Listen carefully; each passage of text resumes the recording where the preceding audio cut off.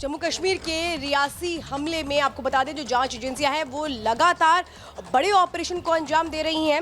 इस बीच आपको बताएं स्पेशल ऑपरेशन ग्रुप आतंकियों की तलाश में लगातार जुटा हुआ है। लेकिन इस बीच एक और बड़ी जानकारी ये मिल रही है कि आतंकियों ने कैसे ओवरब्रिज के नीचे पनाह ली थी, जहां से मौके पर पहुंचने में सिर्फ 15 सेकेंड लगते हैं। और क्या कुछ खुलासे हुए इस रिपोर्ट में समझिए।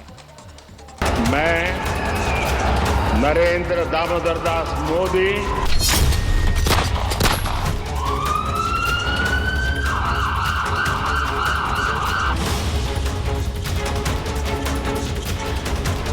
रविवार की शाम एक तरफ तीसरी बार नरेंद्र मोदी अपनी कैबिनेट के साथ तीसरी बार शपथ ले रहे थे, तो दूसरी तरफ इस शुभ घड़ी में खलल डालने के मकसद से जम्मू कश्मीर के रियासी इलाके में आतंकी हमला हुआ। जैसे जैसे जांच आगे बढ़ रही है वैसे वैसे आतंकियों के सबूत मिल रहे हैं।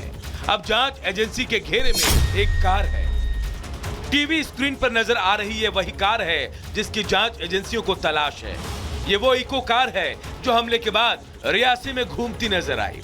इको कार 3 सीसीटीवी कैमरे में कैद हो गई। पहले सीसीटीवी फुटेज में हमले से 60 से 75 सेकंड के बाद संदिग्ध इको कार को घटना स्थल वाली जगह से तेजी से आगे बढ़ता देखा गया। दूसरे सीसीटीवी में वाहन शिवखोड़ी तीर्थ की ओर जाने की जगह सीधे राजौरी जिले की ओर बढ़ता दिखा। तो वहीं तीसरे सीसीटीवी में संदिग्ध वाहन राजौरी के तेरियात इलाके की ओर भाग रहा था और हमले की सूचना देने के लिए 1 चेक पॉइंट पर नहीं रुका। यात्रियों की बस पर शाम 6 बजे के करीब हमला हुआ और इको कार 6:02 पर घटना स्थल पर देखा गया। संदिग्ध कार हमले के 1 से 2 मिनट के बाद घटना स्थल की तरफ जाती दिखाई दी। अब जांच एजेंसी इसी कार को ढूंढ रही है। जांच एजेंसी ने कार की डिटेल निकलवाई। मालिक से पूछताछ की तो पता चला कि उसने इस कार को पुंछ में बेचा था। जिसने कार खरीदी वो राजौरी से आया था। अब उस शख्स की तलाश है जो इस गाड़ी से घटनास्थल से निकला है। एक सीसीटीवी फुटेजेस जो हैं 3 रिपब्लिक मीडिया नेटवर्क के हाथ लगे हैं, जिसमें एक संदिग्ध इको कार जो है वो जाती दिख रही है। किस तरह से अटैक के 60 से 75 सेकंड के बाद ये गाड़ी वहां से निकलती है और तेज रफ्तार में ये राजौरी के त्रियाट की तरफ चली जाती है। उसके बाद सुरक्षा एजेंसियों को इस पर शक हुआ। अब इस गाड़ी को ढूंढने की कोशिश की जा रही है। जिस व्यक्ति के नाम पर यह गाड़ी है उसका ये कह रहा है कि उसने गाड़ी आगे पुंछ जिले में किसी को बेच दी थी। हालांकि उस व्यक्ति के बारे में और इस गाड़ी के बारे में अभी तक कोई जानकारी सुरक्षा एजेंसियों के साथ नहीं लगी।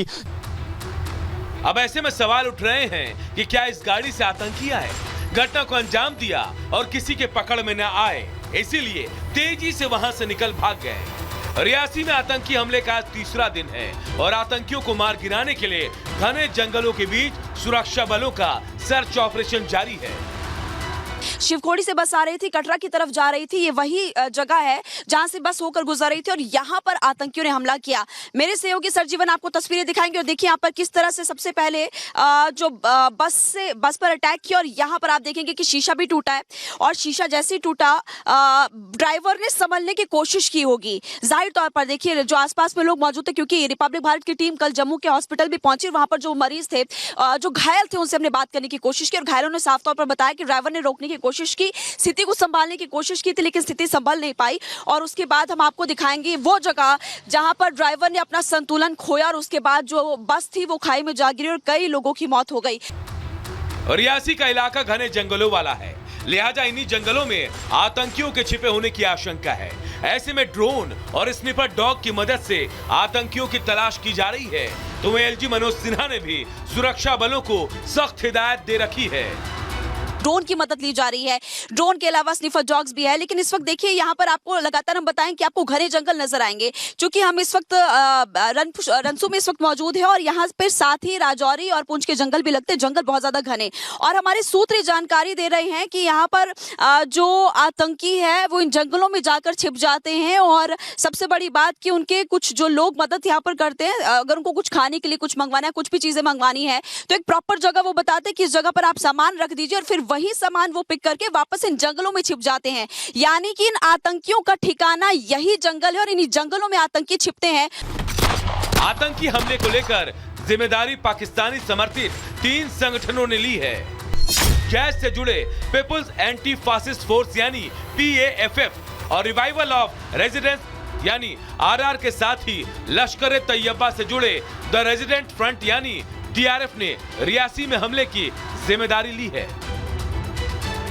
दावा किया गया है कि 48 घंटे पहले हमले की योजना बनाई गई। इस हमले के जरिए नई सरकार के शपथ ग्रहण पर दहशत फैलाना मकसद था, लेकिन अब इन आतंकी समूहों ने अपने बयान वापस ले लिए, क्योंकि उनके सामने नए भारत की तस्वीर है। वो जानते हैं कि आज का भारत घर में घुसकर मारता है और इस कायराना हरकत का देश हिसाब लेकर रहेगा। Bureau report, Republic.